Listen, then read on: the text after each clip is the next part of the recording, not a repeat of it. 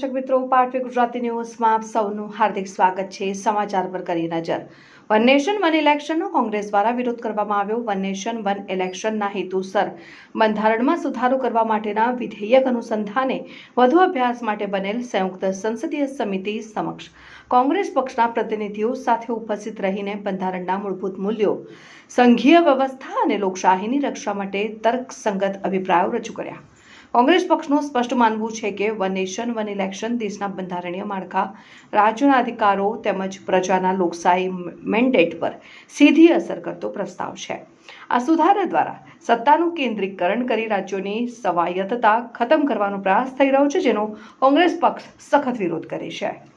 One nation one ઇલેક્શનનો જે પ્રસ્તાવ છે, જે બિલ છે, એનો અમે સખત શબ્દોમાં વિરોધ કરીએ છીએ। એટલા માટે કારણ કે આ જે બિલ લાવવામાં આવ્યું છે એની પાછળનો જે હિડન એજન્ડા છે એ સત્તાનું કેન્દ્રીકરણ કરવું, બંધારણનું જે આપણી ભાવના છે એના વિપરીત છે। દેશનું જે ફેડરલ સ્ટ્રક્ચર છે, જે સંવિધાનિક ઢાંચો છે કે જેમાં દરેક રાજ્યોને અલગ અલગ વ્યવસ્થાઓ, અલગ અલગ સત્તાઓ મળી છે, એનું કેન્દ્રીકરણ કરવાનો આ પ્રયત્ન છે।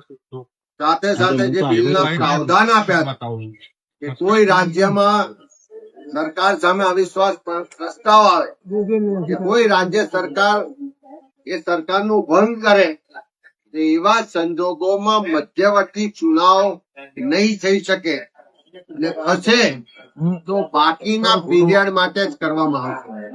અરે દેશનું જયારે બંધારણ બન્યું ત્યારે બંધારણ સભામાં પણ 1949માં બાબા સાહેબ આંબેડકરે સ્પષ્ટ રીતે કીધું કે કોઈ પણ મતદાર સરકાર ચૂંટવા માટે મત આપે છે 5 વર્ષ માટે હોય, એ અડધા સમય માટે મત હોઈ શકે નહીં। એ જે વ્યવસ્થાઓ આ બિલમાં લાવવામાં આવી છે એનો અમે વિરોધ કરીએ છીએ। સાથે સાથે જે એમણે એના ઉદ્દેશ બતાવ્યા કે વન નેશન વન ઇલેક્શન એટલા માટે કારણ કે ખર્ચામાં કમી થાય, એટલા માટે કે મશીનરી ઓછી રોકાય, પણ જે જમીનની હકીકત જોઈએ છે તો દરેક રાજ્યોના સેન્ટ્રલ ગવર્મેન્ટના બજેટના 1% પણ ઓછી રકમ આ ચૂંટણીઓની વ્યવસ્થામાં ખર્ચ થાય છે। પણ સાથે એક સાથે ઇલેક્શન કરાવશે તો આટલો મોટો સુરક્ષા બળો ક્યાંથી આવશે? એક સાથે આટલા ઈવીએમ કે વીવીપેટ ખરીદવાના થશે કે એનો કેટલા કરોડોનો ખર્ચ થશે? એક સાથે જે ચૂંટણીઓ થાય તો સેન્ટ્રલ ના જે મુદ્દાઓ છે હાવી થઈ જાય, નેશનલ નેરેટિવ્સ ના આધારે ચૂંટણીઓ થાય અને સ્થાનિક જે રાજ્યોના મુદ્દા છે, સ્થાનિક જે સ્વરાજની સંસ્થાઓના મુદ્દા છે, એ મુદ્દાઓ દબાઈ જાય।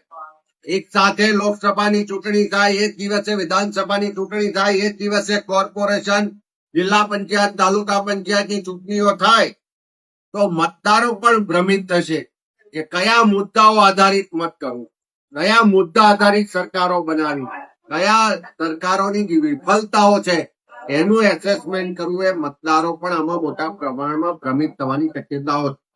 કોડ ઓફ કન્ડક્ટના નામે જે વાતો કરવામાં આવી છે એ હાયર સાઈડ આ બિલમાં વાતો કરી, પણ ખરા અર્થમાં કોડ ઓફ કન્ડક્ટ જયારે લાગે છે એ સમયગાળો નિશ્ચિત હોય છે। એ સમયગાળા પહેલાના જેટલા મંજૂર કામો હોય છે, યોજનાઓ છે, ડેવલપમેન્ટ વર્ક ને નિર્ણયો હોય છે, એ એટલા સમય પૂરતા ક્યાંય અટકતા નથી। એવા સંજોગોમાં કોડ ઓફ કન્ડક્ટના નામે પણ જે વાત કરવામાં આવી છે, હું માનું છું કે આમાં કયા યોગ્ય નથી।